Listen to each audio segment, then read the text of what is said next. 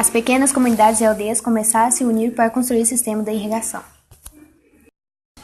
e aproveitar melhor as margens férteis dos rios. A união das aldeias provocou a formação de cidades. O cultivo de terra permitiu que a sociedade produzisse mais alimentos. Com isso, a população humana cresceu mais rapidamente. As primeiras cidades formaram-se nas proximidades de grandes rios, pois a água era essencial para a agricultura. No vale do rio Nilo, as cidades egípcias. Entre os rios Tigres e Eufrates, as cidades dos diferentes povos mesopotâmicos. O surgimento das cidades indicava o nascimento da primeira civilização fluviais. Nos vales dos rios Yangtze e Yangtze-Kiang, as cidades chinesas. No vale do rio Indo, as cidades indianas. Diferentemente dos agrupamentos humanos anteriores, as aldeias neolíticas.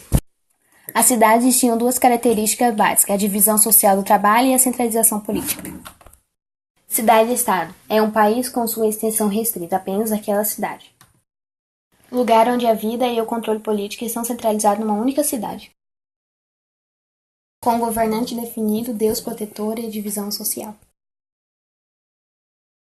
O comércio e a divisão do trabalho.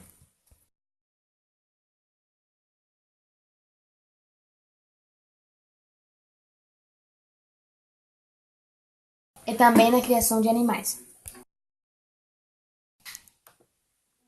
A construção desse sistema de irrigação ajudou a produção de mais alimentos do que o necessário para o consumo.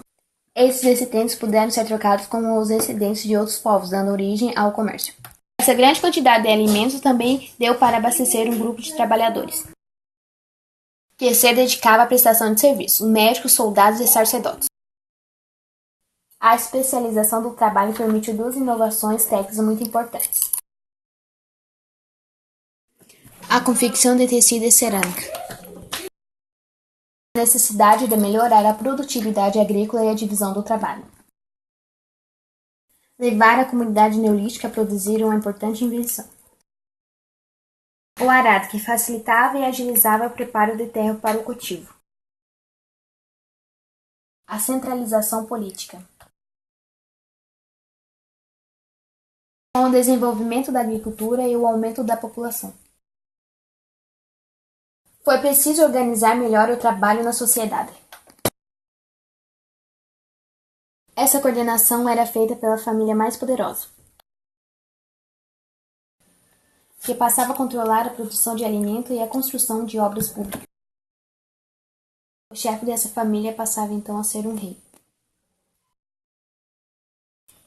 Lembrando, no mundo antigo a religião e a política entrelaçavam-se. O poder era centralizado e legitimado com o apoio religioso. Para estender seu controle sobre toda a população, o rei utilizava o próprio servidor. Surgiu então uma organização de pessoas com plena autoridade sobre a população.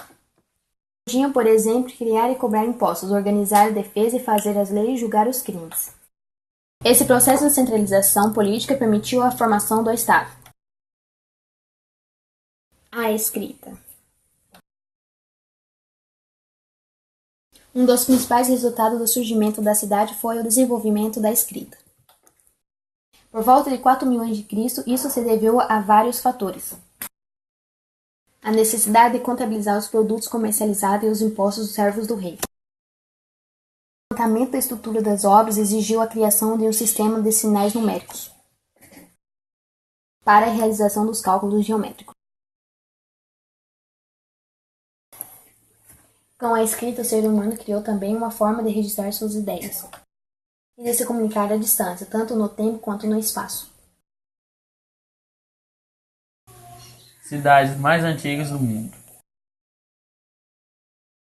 Palácio Cliff, Estados Unidos, construído de ouro pelos Anasazi para o povo pueblo. Floresceu entre 900 e 1200 d.C. A civilização minoica de Creta é nomeada em homenagem ao mítico rei Minos, construtor do labirinto. Lá foram encontradas casas de até 3 andares e um complexo planejamento.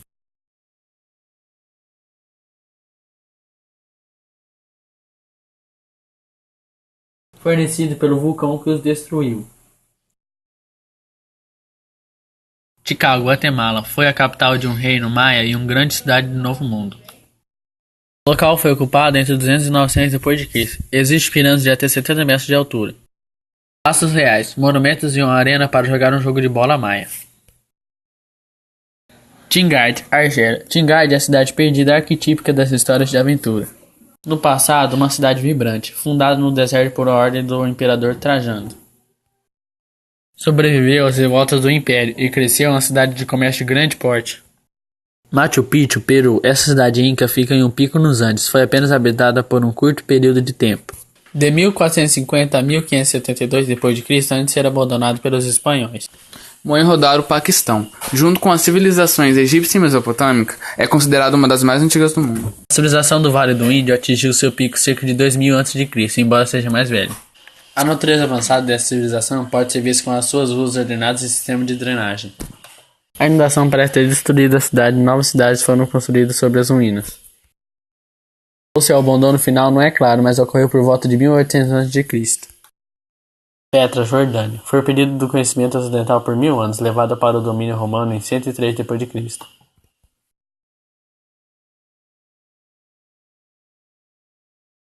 A partir de então, o local foi deixado pelo deserto, atraindo viajantes curiosos e ladrões de túmulos. A cidade é meio construída, meio esculpida nas rochas vermelhas das colinas. Troia, Turquia. Por toda a importância colocada na Ilíada, foi por muito tempo pensado que Troia era tão mítica quanto a Atlântida. Então, em 1871, Henrique Schliemann financiou uma escavação em uma colina em Izarlik.